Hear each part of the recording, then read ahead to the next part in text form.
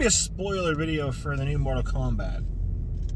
So, the movie, the new 2021 movie that everybody has been hyping up and think it's going to be the best Mortal Kombat movie ever. No.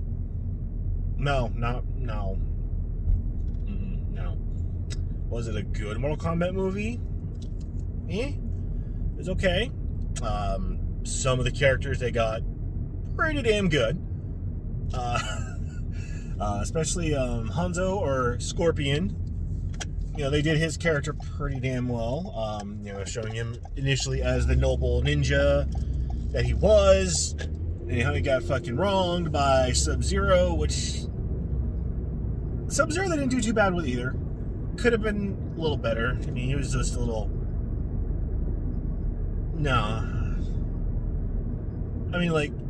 as far as his attitude and everything like that, he has a Lin Kuei attitude. Scorpion, especially when he comes back from another realm, that's good shit. I'm not going to spoil anything about... what the fuck am I going to talk about? Everybody knows how the fight's going to end. All the good guys win, all the bad guys bad. And this one, Scorpion is a good guy because the main character, Cole, is a descendant of Scorpion, or Hanzo. He has the Hisashi bloodline in him. The main premise of the whole movie actually is that anybody that has the fucking dragon symbol on their body is destined to be the champion of the realm. So they are rounded up and trained by Liu Kang and Kung Lao to become Earthrealm champions. However, they're not just, great fighters. They have this inner spirit called Arcana, which comes alive at a moment of great need or something like that, or they can find a way to channel it. And once their Arcana comes out, then they can be ready for the fights coming up. Whereas Cole, the new guy, which I still don't understand his fucking purpose in the movie, aside from being a new character to be in the movie, he's the only one that actually has it as a birthmark. It didn't just pop up one day because, you're destined to be a fighter. No, he was born with it because he was a descendant of one of the greatest Earthrealm champions ever alive and shit like that. So naturally he's going to be a fighter. And they try to do the whole fucking thing he's a descendant, but it's just not working out for him. He can't channel his Arcana. What's gonna happen? And then as soon as he gives up, then boom, hey, guess what? All of a sudden he's the best fighter in the fucking world. He can actually kill Sub-Zero, which nobody could kill Sub-Zero. Anybody who faced Sub-Zero either died or got fucked up, which that kind of explains how Jax got his cyber arms, because Sub-Zero froze them and broke them off, and he thought he killed them, but guess what? He didn't. Oops! Not a good assassin from the Lin Kuei. Don't check and make sure the dead body is actually dead. Sonya.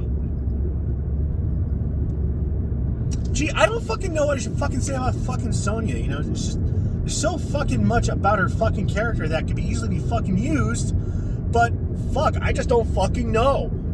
That's all it is. Pretty much, she's just a foul-mouthed soldier. That's literally her entire character arc. She's the most foul-mouthed character in the whole fucking movie, aside from fucking Kano. Which Kano, they got fucking... Oh, he's so good! Granted, he doesn't have the whole metal plate on his eye thing, but he does have a disfigured face because of an incident with a reptile, which is actually a reptile, which the name of the actual species in the universe is escaping me for some reason. But he actually fights and kills reptiles, so that gives him a fucking ego boost. It's I'm the most wanted guy in the fucking world, and I killed this invisible creature who fucking bleeds acid. Granted, it was a badass moment, because when he actually did the fucking hand through the fucking chest, grabbed the fucking heart, came out, still beating. He was like, "Oh, you fucking beauty!" That was fucking great. Everything after that, you knew he was gonna flip fucking sides. He was just picked as an Earthrealm warrior. He got his fucking powers first, and then all of a sudden, it shows the fucking bad guys: Shang Tsung, Mileena, Raiko, which I don't remember Raiko too much. I briefly do, but I don't really remember much of him. I know, whatever. And then Cabal is actually on the enemy fucking team as well. Then Cabal, decides to fucking go out there. Is like, because they have history. They're both Black Dragon, and Cabal's like, man, you've fallen hard since when you were in charge of the Black Dragon, blah blah blah. And it gets to his inner fucking psychopathic criminal mind, and has him fucking flip the script. Boom, he's bad.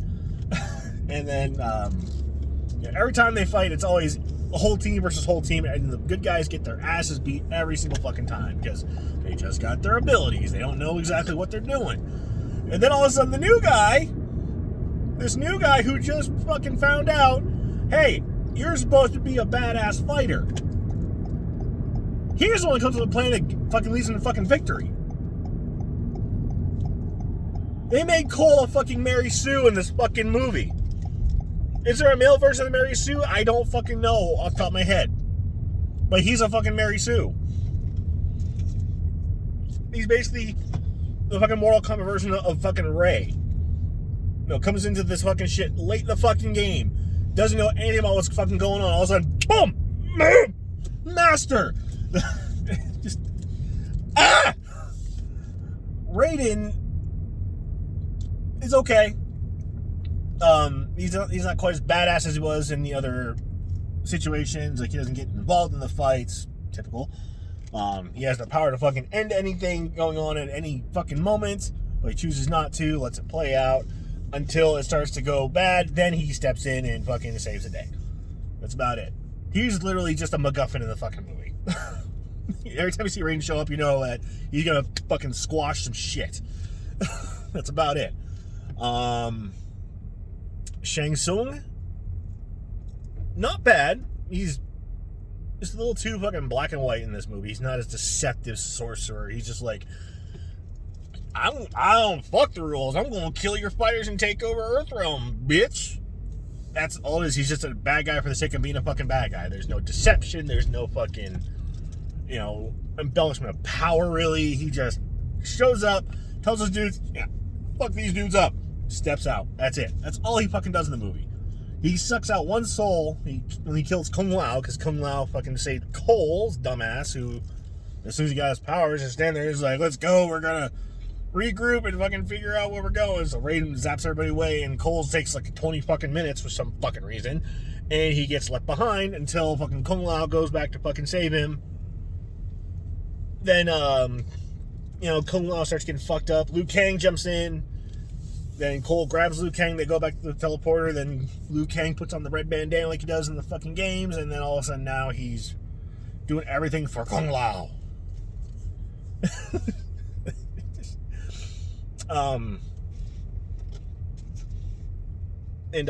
Jax.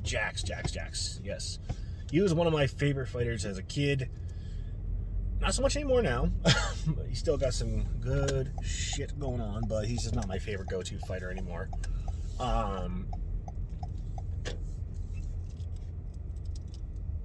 He's a little too cut and dry as a military guy.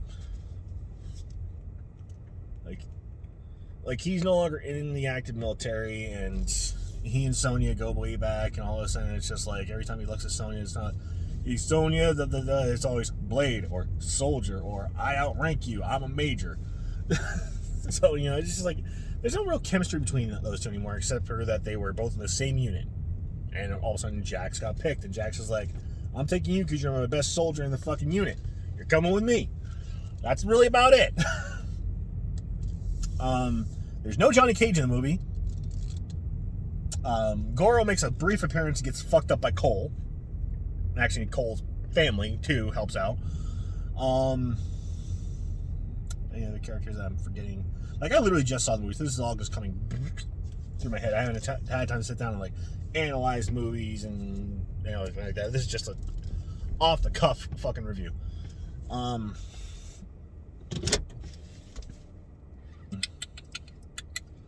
to think. Cabal, I briefly mentioned him.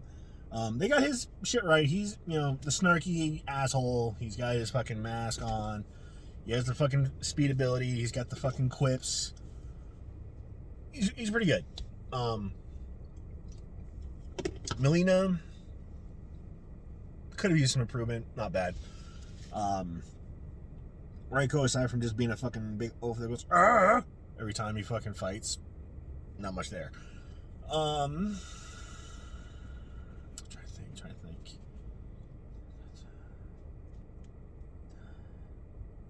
That's really about all the characters are in the movie, actually.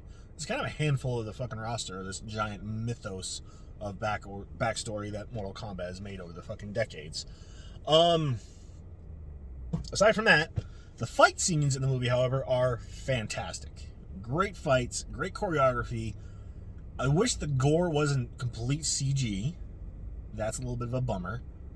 But it looks okay.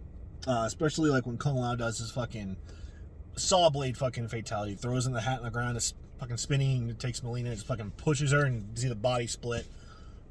The graphics are about on par as like Mortal Kombat 11 would be. You know, it looks fake, but it looks good. It looks really fucking good. Jax kills Raiko by fucking beating the fuck out of him and then taking his hands doing the fucking thunderclap. Cursing hand is like, oh yeah, these will work. You know, it's like after he's got his arms and he's like, oh, I can't do this, I'm nothing, I'm useless, why'd you save me? And all of a sudden it's like, don't give up, and he doesn't give up. He gets his fucking Arcana, which is actually just giving him his metal arms, bigger metal arms, and makes him strong. Woo.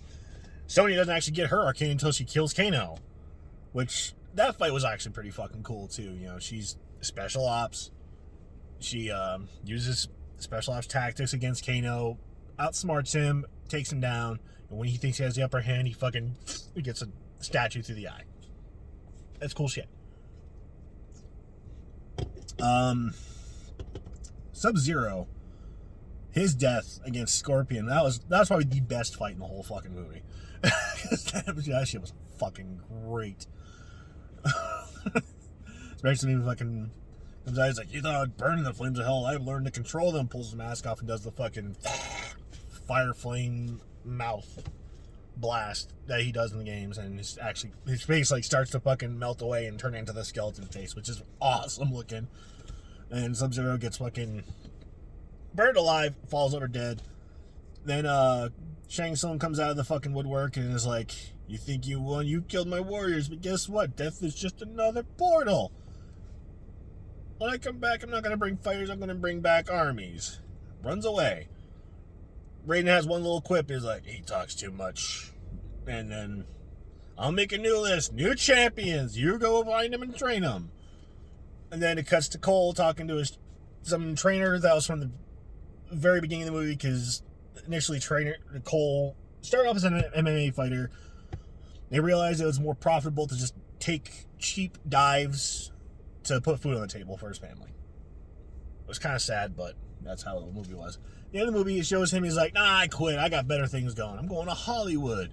And it pans over and shows a page of Johnny Cage's upcoming movie with the Cage fucking belt. That's all we ever got. Johnny Cage, a teaser for a fucking sequel bait, because that's the end of the fucking movie. So, aside from the fights being well choreographed, the fatalities being awesome looking, and, you know, true to the games, because they actually use the moves that they use in the games.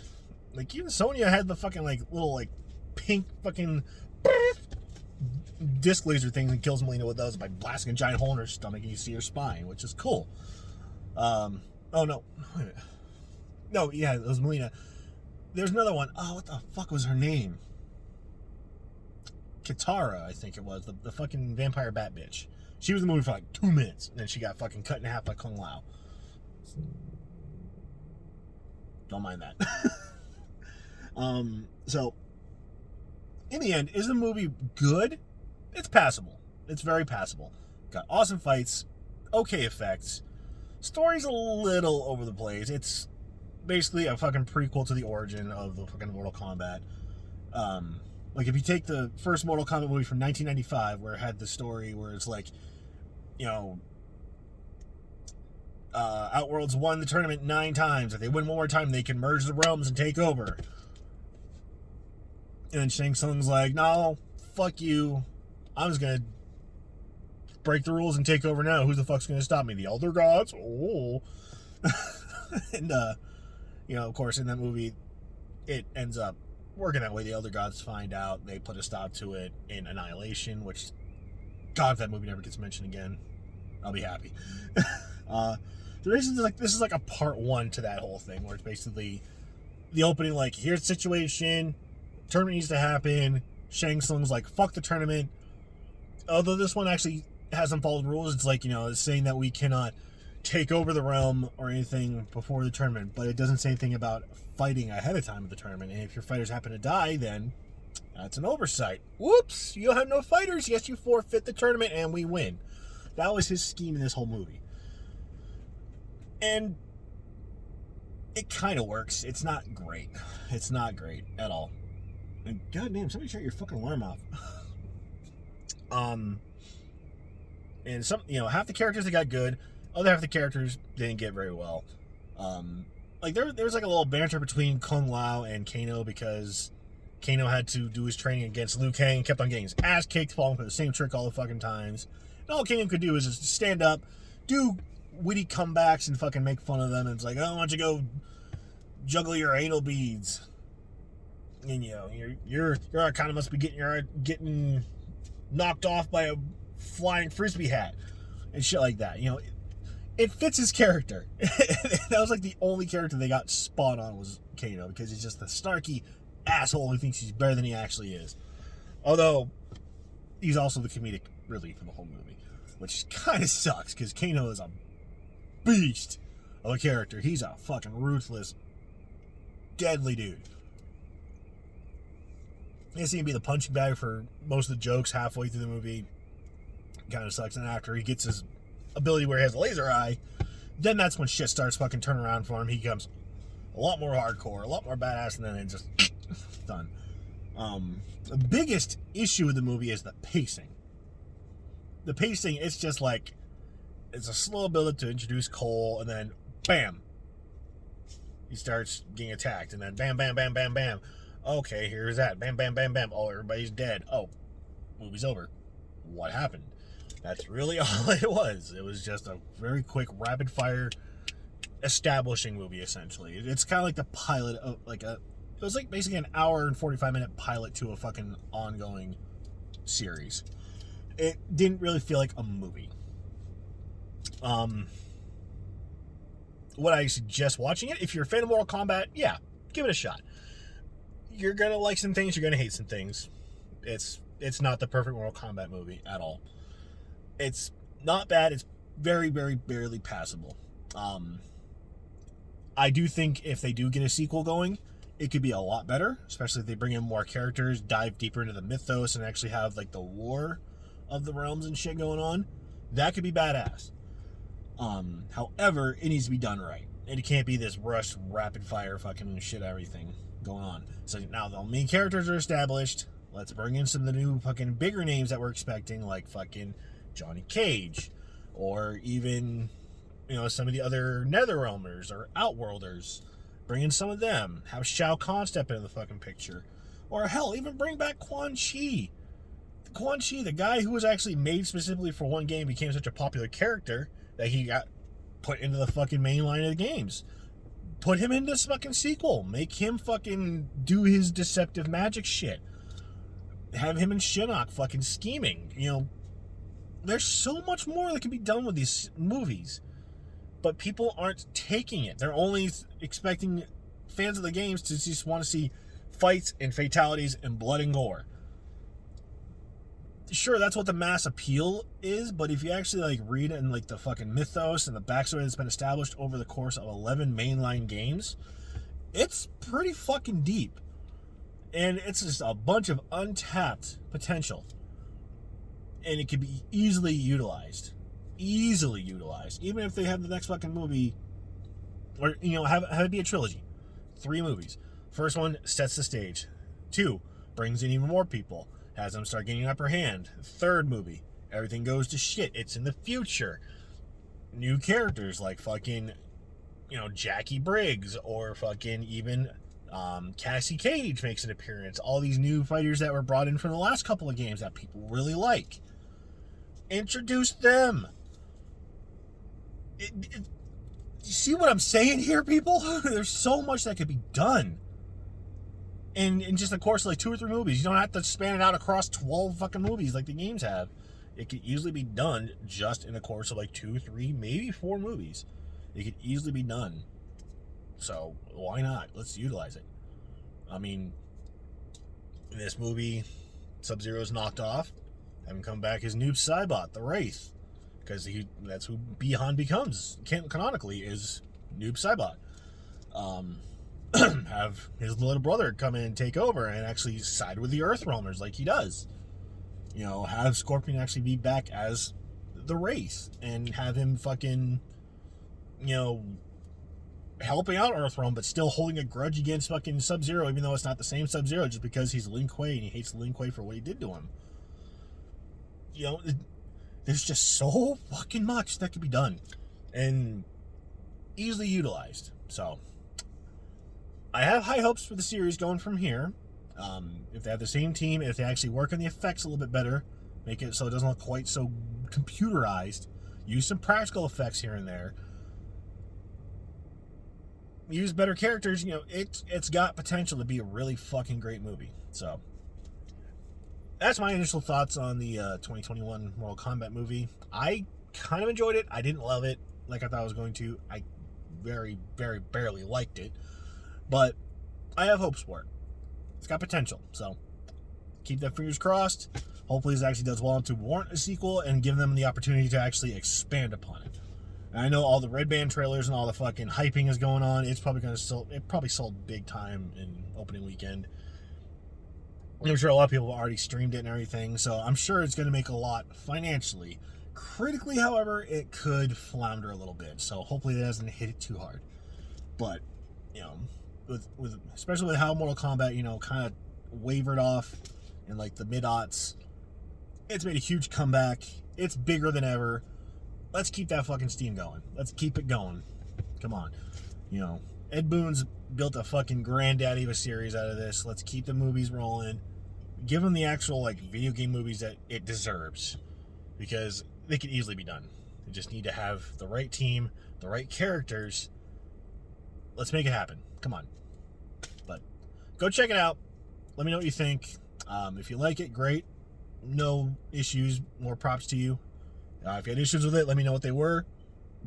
If you have any ideas that might even work as a fucking improvement to the sequels. And no, I'm not drinking. It's Sprite. Yeah, just let me know what you think. So, on that note, take it easy, guys. Talk to you later.